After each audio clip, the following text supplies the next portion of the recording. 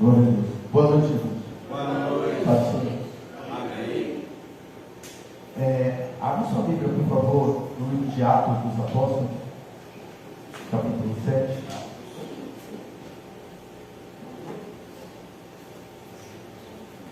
Glória a Deus.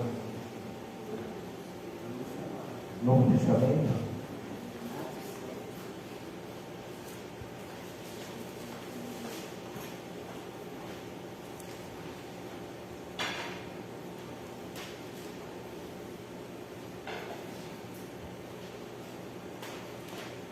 Aí alguém pergunta, mas nós estamos numa sequência de pregação sobre as pragas? Estamos, não vamos sair. Atos 7, versículo 23. Atos 7, versículo 23. Diz assim a palavra do Senhor. E quando completou a idade de 40 anos, veio ao coração e visitar os seus irmãos, os filhos de Israel. E vendo maltratado deles, o defendeu e vingou o ofendido, matando o egípcio. E ele cuidava que seus irmãos entenderiam que Deus lhe havia de dar a liberdade pela sua mão. Mas eles não entenderam. E no dia seguinte, pelejando eles, foi por eles visto e quis levá-los à paz, dizendo: varões, sois irmãos, porque vos agravais um ao outro? E o que ofendia o seu próximo o repelia, dizendo: quem te constituiu príncipe e juiz sobre nós? Queres tu matar-me como ontem mataste o egípcio? 29. E a esta palavra fugiu Moisés e esteve como estrangeiro na terra de Midian, onde gerou 2 filhos. Amém? Amém. Oremos, Pai, em nome de Jesus, te damos graças, Senhor, por estarmos mais uma vez na sua presença, Pai. Obrigado, meu Deus, pelo teu cuidado, pela bondade e pela misericórdia, Pai. Ô Senhor, fala conosco na tua palavra. O Senhor já tem falado no nosso coração e no nosso espírito, Pai. E que teu nome seja engrandecido nesse lugar. Nós te pedimos e agradecemos em nome de Jesus. Amém? Amém. Dá uma salva de palmas para Jesus.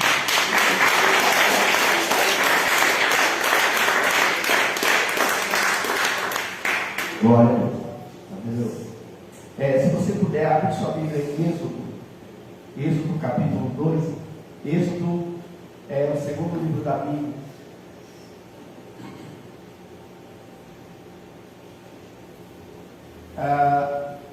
Nós estamos numa sequência de pregações sobre a história de Moisés até chegarmos às 10 pragas. Então a gente está numa introdução. Já falamos sobre a situação do povo hebreu no Egito, situação de escravidão, situação de decreto de morte. E quarta-feira passada a gente falou que Moisés nasceu sob o decreto de morte, e a mãe dele teve muita fé e guardou seu filho durante 3 meses, depois colocou numa arca às margens do rio Nilo, e Deus abençoou, e a criança voltou e foi criado por ela mesma até ficar grande. Depois que ele ficou grande, ele foi dado para ser criado pela filha de Faraó, porque Deus tinha um projeto na vida de Moisés, e para isso ele teria que ser criado como o futuro Faraó. Antes de entrar nessa mensagem, eu quero fazer uma pergunta para você. Não precisa me responder, mas pensa: para que nós estamos numa igreja evangélica? Para que nós entregamos nossa vida a Jesus Cristo? Hoje em dia, se prega um evangelho muito distorcido.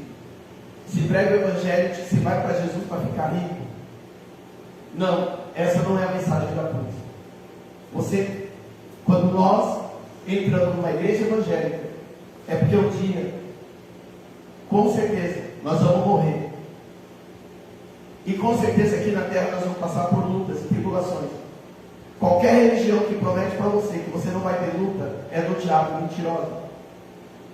Qualquer religião que te promete que a sua vida aqui na terra vai ser um paraíso é mentira. Eu tenho acompanhado pessoas de todas as religiões, eu sou muito observador e muito estudioso. E vejo pessoas de todas as religiões sofrendo, passando por dificuldades e por adversidade, porque isso faz parte da vida do ser humano. A única garantia que nós temos em Cristo Jesus é que um dia nós vamos morar no céu. Glória a Deus. E eu quero que você entenda, e isso não sai da sua mente e seu coração. Existe o céu e existe o inferno. E em Cristo Jesus nós temos garantia de que vamos para o céu. Quando eu me afasto dos caminhos do Senhor, eu estou abrindo mão de uma promessa, de uma garantia de morar no céu. E aqui na terra nós teremos aflições. Jesus falou em João 16:33, no mundo tereis aflições. Nós não devemos deixar o caminho do Senhor por causa de luta, de jeito nenhum, porque as lutas fazem parte da vida. Estando no Evangelho ou não estando no Evangelho, a luta faz parte. Porém, em Cristo nós temos força. É algo inexplicável, mas Deus nos dá uma força sobrenatural para enfrentar as lutas e as adversidades. Não se afaste da presença do Senhor. Não se afaste do caminho do Senhor. Agora, voltando aqui para o texto, eu preciso ser bem breve. Moisés, então, quando era grande, nós lemos aqui no versículo 10. E quando o menino já era grande, ela quem? A mãe dele trouxe o menino para a filha de Faraó, a qual o adotou, e chamou-lhe Moisés, e disse: porque das águas o tenho tirado. A gente entende aqui que Moisés foi criado durante muito tempo sem um nome, pelo menos um nome que aparece na Bíblia. Nós não sabemos o nome que os pais de Moisés colocaram nele, e nem sabemos se colocaram. Eu já vi um pregador falando que Moisés foi criado sem nome. E eu não entendo assim, eu não consigo imaginar, né? Joquebede e Arão criando seu filho sem colocar nome. Eu não consigo imaginar isso. Você consegue imaginar isso? Qual é o pai e a mãe que cria um filho sem colocar nome? Com certeza eles colocaram nome, mas aprove a Deus colocar na Bíblia o registro do nome egípcio. Ele recebeu o nome egípcio. Moisés não é o nome hebraico, Moisés é o nome egípcio. Gente, eu fiz o aquecimento vocal, ficou pior minha garganta. Ficou pior. Moisés é o nome egípcio, que significa tirado das águas, porque a filha de Faraó, que criou Moisés, se lembrou de quando ela tirou o menino das águas, e esse foi o nome que ele recebeu, e precisava de um nome egípcio, porque ele foi criado para ser o futuro rei do Egito. Existe um historiador que é muito citado pelos pregadores assembleanos, que é o Flávio José. E Flávio José diz que Moisés foi criado em todas as artes do Egito. Moisés foi criado, ele aprendeu matemática, aprendeu geografia, ele aprendeu todas as áreas de conhecimento que você puder imaginar. Porque quando Deus quer te colocar no alto cargo, você precisa estar preparado. Tem muita gente que quer alcançar um alto cargo, mas não quer se preparar para isso. Você não vai chegar lá. Mesmo Deus querendo te colocar lá, você não vai chegar. Moisés então foi preparado, inclusive na arte da guerra. Segundo os historiadores, Moisés era um grande general, um grande guerreiro. Era um homem de luta. Ele dirigiu o exército egípcio em várias batalhas. E ele era o mais forte dos guerreiros do Egito, segundo os historiadores. Então Moisés foi criado pela filha de Faraó. No versículo 11 diz assim: e aconteceu que naqueles dias, que sendo Moisés já homem, saiu a seus irmãos e atentou para as suas cargas, e viu que um egípcio feria a um hebreu, homem de seus irmãos. Lá em Atos, capítulo 7, versículo 23 ao 25, está escrito assim: e quando completou a idade de 40 anos, então o livro de Atos complementa aquilo, e A Ruth já colocou aqui na tela. O livro de Atos complementa aquilo que não está escrito no livro do Êxodo. É interessante isso, gente. Estudar a Bíblia é muito interessante. Então você pega o livro de Atos e fala, ó, e quando completou a idade de 40 anos, no livro do Êxodo, está dizendo quando ele já era um homem. Um homem de quê? De 40 anos. Ele foi visitar os seus irmãos. E ele viu, versículo 24, os irmãos dele sendo maltratados. E vingou o ofendido matando o egípcio. E olha só, havia uma intenção no coração de Moisés quando ele fez isso. Intenção essa que não é claramente colocada no livro do Êxodo. Qual era a intenção? Cuidava dos seus irmãos, entenderiam que Deus lhe havia de dar a liberdade pela sua mão. Mas eles não entenderam. Então quando Moisés chega e vê o egípcio maltratando seu irmão, e aqui a gente entende outra coisa. O pouco tempo que Moisés passou com Joquebede, sua mãe, foi um pouco tempo, mas foi o suficiente para ele entender quem ele era. E ele entendeu que ele era hebreu. E outra coisa que eu acho linda quando a gente vê isso aqui, ele foi criado durante um pouco tempo no meio da pobreza, junto com seu pai e sua mãe, no meio da escravidão, junto com seu pai e sua mãe. Mas ele entendeu o que era servir a Deus, e ele entendeu que era mais importante servir a Deus do que as riquezas do Egito. Aleluia. E ele entendeu que ele não era egípcio, ele estava no Egito, mas não era egípcio. Ele não abriu mão da religião, da fé no Deus vivo, e ele continuou firme na fé que a mãe e o pai ensinaram para ele. Ele entendeu que a salvação estava no único Deus vivo. Aleluia.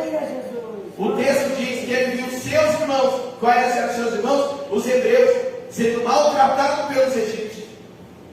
E aí o que ele faz? Ele vai e mata o egípcio. Ele faz a coisa certa, não está com os seus irmãos da maneira errada. Gente, toma cuidado. A gente não pode fazer a coisa certa da maneira errada. A maneira de Deus é sempre a mais correta. Deus não queria que Moisés fizesse isso. Moisés não precisava matar o egípcio para que o plano de Deus se completasse na vida dele.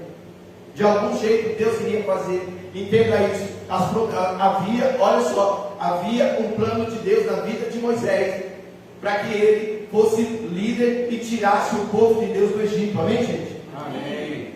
Do mesmo jeito, há uma promessa de Deus em nossas vidas. E nós não precisamos dar jeitinho para que ela aconteça. Às vezes a gente está como Moisés, vendo as coisas não acontecendo do jeito que a gente acha que deve acontecer. Moisés estava daquele jeito. E Moisés foi e apressou as coisas, matando o egípcio. Não, descansa, continua orando, continua crendo no Senhor. No tempo certo, Deus faz tudo certo da maneira dele. Não tenta fazer do seu jeito. Amém? Amém. Olha só, versículo 12.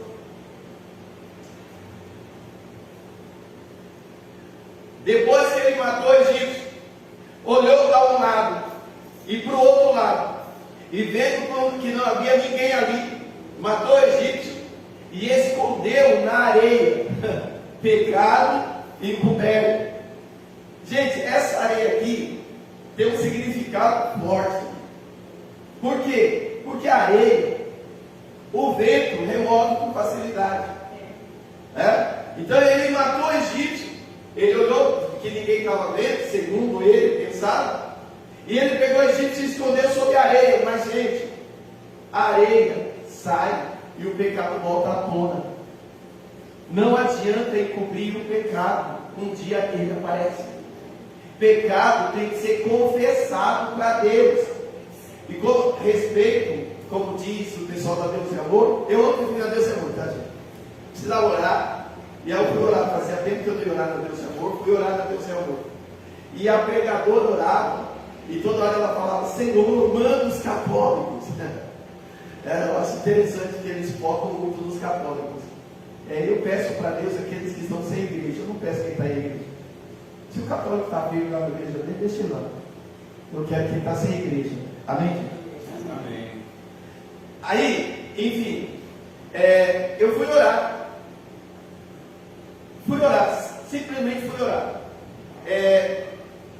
Quando nós pecamos, e todos nós pecamos, nós temos que confessar o nosso pecado para Deus. E voltando, porque eu falei dos católicos, a igreja católica ensina que você tem que confessar para o padre. Inclusive tem um lugarzinho lá, o confessionário, que você vai e confessa para o padre, né? Mas eu aprendi, segundo a Bíblia, que eu tenho que confessar para Deus. E se eu confessar para Deus e eu achar que não é o suficiente, aí eu vou e pego um irmão, uma irmã de confiança, alguém de confiança. Não vou falar para o pastor, que às vezes o pastor não é de confiança. Às vezes o pastor é menos de confiança do que eu. Ai, meu Deus do céu, eu vou cair. Então você pega um irmão, uma irmã de confiança, e olha, e confessa. Mas tem coisa, gente, que é tão nosso, que a gente vai e confessa direto para Deus, e Ele é fiel e justo para perdoar o nosso pecado, amém? Amém. Mas pecado não pode ficar encoberto, gente. Confessa para Deus, e Ele nos perdoa de todo pecado e de toda injustiça. No versículo 13, está escrito assim: e tornou a sair no outro dia, e eis que 2 homens hebreus, ou seja, irmão dele, contendiam. E disse ao injusto: por que feres o teu próximo? Veja bem que ele achava que os irmãos iam vê-lo como libertador. Isso está lá em Atos 7, versículo 25. Mas no versículo 14, olha o que o hebreu fala para ele: quem te tem posto a ti por maioral e juiz sobre nós? Pensa matar-me como mataste o egípcio? Então temeu Moisés e disse: certamente esse negócio foi descoberto. Gente, aprenda a lidar com a ingratidão. Moisés matou o egípcio defendendo os irmãos dele. Foi errado, mas a intenção foi boa e foi para o bem. Ele defendeu o irmão que estava apanhando. Ele comprou a briga do irmão que estava apanhando. E o que ele recebeu? Quem é você? Gente, se você nunca ouviu isso, Deus abençoe sua vida, agradeça a Deus. Mas ingratidão faz parte da nossa vida. Você ajudar, você apoiar, você defender, você fazer pela pessoa, você cuidar da pessoa com zelo, com amor, com carinho, e receber palavras duras, palavras que machucam, palavras que ferem. Ingratidão faz parte da natureza humana e faz parte da nossa vida. Aprenda a lidar com a ingratidão. O ingrato nunca reconhece o que você faz por ele. O ingrato não reconhece o quanto você se doa, o quanto você cuida. E quando você erra, o ingrato joga na sua cara. E se você ainda fala: olha, mas você lembra o que eu fiz por você? Você fez porque quis, eu não te pedi. Não é assim? O ingrato tem um coração duro, gente. O ingrato pode estar dentro da igreja, mas não se converteu, porque não tem o coração de Cristo. E as maiores ingratidões que a gente passa, ou é dentro da igreja, ou é na nossa família. Aí esse ingrato tem a cara de pau de chamar o cara de fora da igreja de ímpio. Ele é mais ímpio do que o cara de fora da igreja. Em Marcos, capítulo 4, versículo 22, está escrito assim: porque nada há encoberto que não haja de ser manifesto, e nada se faz para ficar oculto, mas para ser descoberto. A minha tradução, eu peguei uma atualizada, fala assim, Almeida Revista Atualizada, fala assim: porque nada há encoberto que não haja de ser manifesto, e nada se faz para ficar oculto, mas para ser descoberto. Gente, Moisés fala assim: peraí, isso foi descoberto. Lembra que Moisés escondeu sobre a areia? Pecado encoberto sobre a areia. Mas não adianta, o pecado acaba sendo revelado. Gente, tudo aquilo que as pessoas fazem contra nós, revelado. A irmã que pregou ontem na Deus e Amor, ela falou que há um levante contra o ministério dela e que tem muita gente fazendo oração contrária. Tem um problema sério que você gosta de oração contrária. Eu não acredito em oração contrária, gente, eu não acredito. O crente ora para quem, gente? Para quem é a nossa oração? Para Deus. Se a vontade de Deus é boa, perfeita, é boa, agradável, perfeita, se Deus quer o melhor para nós, você acha que se alguém orar para Deus para nos prejudicar, ele vai fazer, gente? Então, se não existe oração contrária para Deus, quem está fazendo oração contrária é para o diabo. Mas a palavra do Senhor diz que não há ferramenta preparada que prospere contra o povo de Deus. Amém, aleluia. Contra o povo de Deus não vale encantamento. Glória a Deus. E tem tanto crente com medo de oração contrária. Ai, que irmãos estão fazendo oração contrária. Gente, oração para quem? Para Deus? Pode ser. Então é para o diabo. E o diabo não pode fazer nada contra nós que Deus não permita. Eu ouvi aquilo, aí me incomoda, vai me dando um negócio assim. Eu falo, não, eu estou na casa dos outros. Eu estou na casa dos outros, você vai comer o que está na mesa. Tá? Mas meu negócio é Bíblia, meu negócio é palavra. Eu não gosto desse negócio de achômetro, gente. E a Bíblia não dá margem para oração contrária. Cuidado com esse negócio de oração contrária. Se a gente não pode ter nem de língua, quanto mais de oração contrária. Em Hebreus 11, versículo 24 ao 26, está escrito assim, ou como diz o pastor, escrito está. Lembrou, né? Pela fé, Moisés, sendo já grande, recusou ser chamado filho da filha de Faraó, escolhendo antes ser maltratado com o povo de Deus, do que com o povo de Deus ter o prazer do pecado, tendo com maiores riquezas o vitupério, ou seja, a humilhação de Cristo, do que os tesouros do Egito, porque tinha em vista a recompensa. Amém? Amém. Então, olha só, no Novo Testamento está dizendo que Moisés, deliberadamente, ele não agiu por impulso. Ele falou, eu não quero ficar no Egito, eu prefiro passar pela humilhação, eu prefiro passar pela perseguição, do que ter a recompensa do pecado.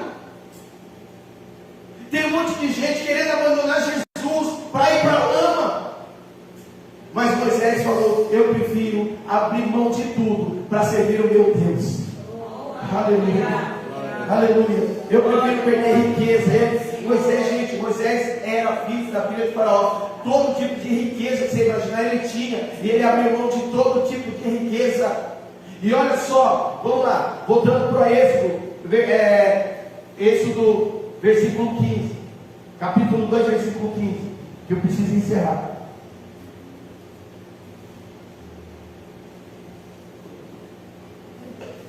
Ouvindo, pois, Faraó era o rei do Egito.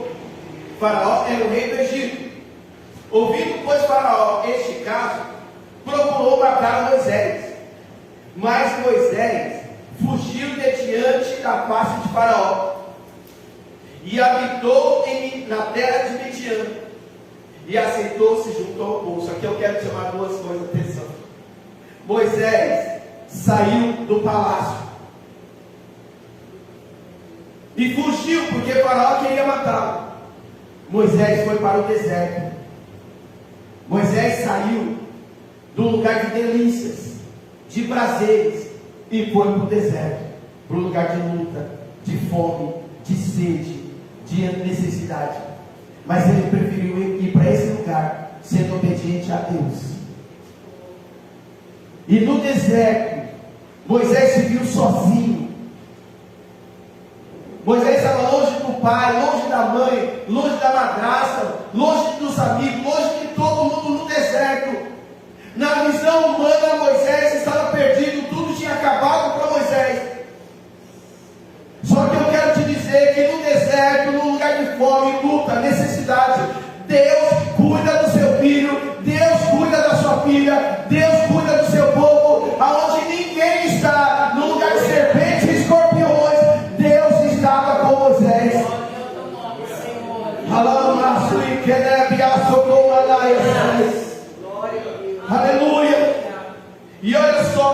e assentou-se junto a um poço.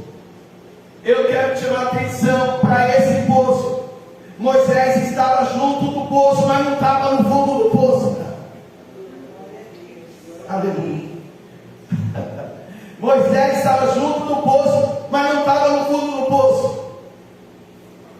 Mas Moisés chegou perto do fundo do poço. E muitas vezes a gente está perto do poço, no fundo do poço, e parece que não tem mais saída para nós. Parece que não tem mais jeito. Mas eu quero te dizer nessa noite que nos seus impossíveis o teu Deus opera na tua vida. Oh, aleluia. Não há impossível para o teu Deus. Não há impossível para o teu Deus. Talvez hoje você que está me assistindo aí, talvez hoje você esteja no fundo do poço. Eu quero te falar nessa noite de um Deus que pega o homem e a mulher do fundo do poço e tira do fundo do poço e transforma a vida desse homem e dessa mulher. E Ele pode fazer isso na tua vida nessa noite. Aleluia. Eu vou encerrar. Eu quero ler do versículo 16 ao 22. E o sacerdote de Midian tinha 7 filhas, as quais vieram tirar água e encher os bebedouros para dar de beber ao rebanho de seu pai. Então vieram os pastores e expulsaram-nas dali. Moisés, porém, levantou-se e defendeu-as e deu de beber ao rebanho. E voltando elas a Reuel, lembre-se, Reuel é o Jetro, que depois vai ser um amigo de Moisés no futuro. E voltando elas a Reuel, seu pai, ele disse: por que hoje tornaste tão depressa? E elas disseram: um homem egípcio nos livrou das mãos dos pastores, e também nos tirou água em abundância, e deu de beber ao rebanho. E disse às suas filhas: e onde está ele?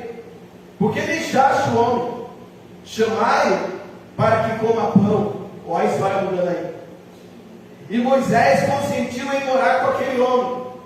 E ele deu a Moisés sua filha Zípora, a qual deu à luz um filho, a quem ele chamou Gerson, porque disse: peregrino fui em terra estranha. Olha que lindo isso. Os erros de Moisés não anularam os planos de Deus em sua vida.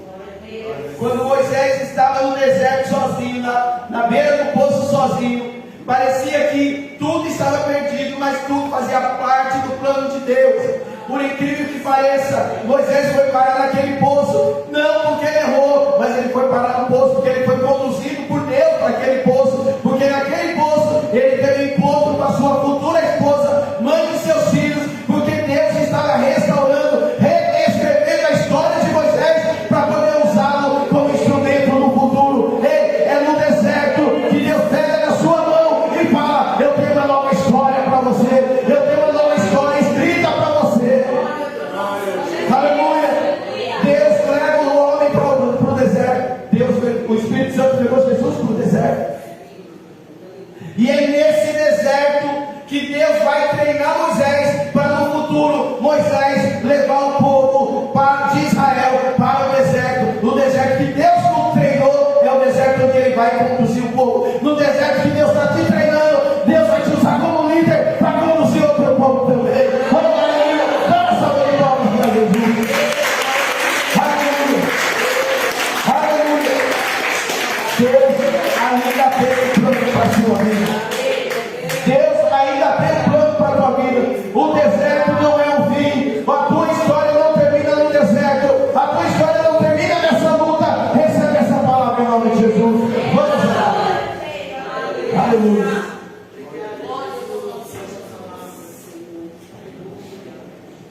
Oh, aleluia.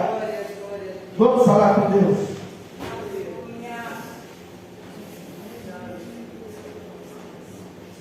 Eu peço na sua oração, coloca o nome do pastor Zequinha. Pastor Zequinha, pai da pastora Raquel, pai do pastor José, pai do William, marido da irmã Mara. Ele está internado, sofreu uma incisão cirúrgica, estava com umas veias entupidas na perna, e é um pastor, um homem de Deus, uma bênção, chora a presença do Senhor, ele é uma bênção. Mas ele sofreu, fiquei sabendo, eu estou sabendo dessa cirurgia que ele ia passar já há algum tempo. Ele passou pela cirurgia ontem. Aí fiquei sabendo que correu tudo bem. Mas hoje Raquel falou para mim, olha, ele passou tudo bem, ia voltar para casa hoje, mas teve uma reação adversa. E a amputação, eu falei, amputação? Eu não sabia que tinha tido amputação. Eu falei, não entendi. A amputação ele amputou 2 dedos. Só que eu te garanto uma coisa. Ele amputou 2 dedos. Em nome de Jesus, ele vai voltar para casa. E ele vai continuar sendo o mesmo homem de Deus, porque ele entregou a vida dele para Jesus Cristo. E ele não vai abrir mão desse Jesus Cristo por causa de 2 dedos. Talvez se ele perdesse a perna, ele não ia abrir mão desse Jesus por causa da perna. A mãe do Edson, nosso baterista, perdeu a visão e perdeu uma perna, mas ela continuou crente até a hora da morte, porque Jesus está acima do nosso corpo, acima de tudo. Essa é a verdadeira conversão. Que Deus nos dê essa graça. Coloca o pastor José nas suas orações, por favor. Vamos orar.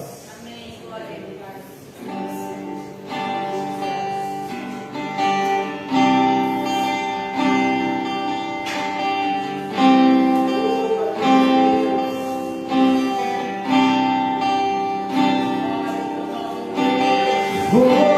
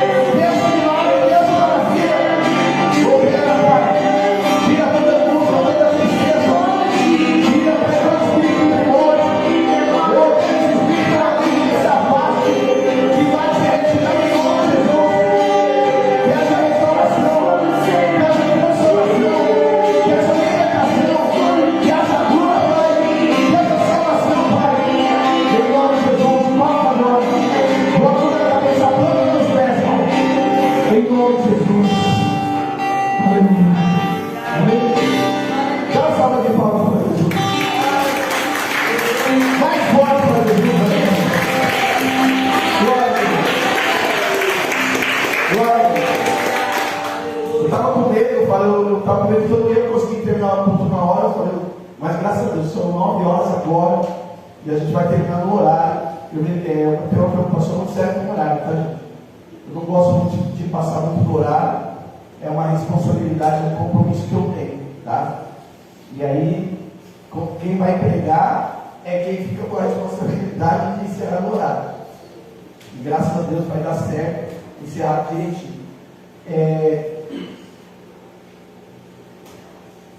Não esquece, gente, vamos, se você não puder fazer o jejum na terça, faz um outro dia, mas vamos ver se a gente consegue fazer um jejum por semana.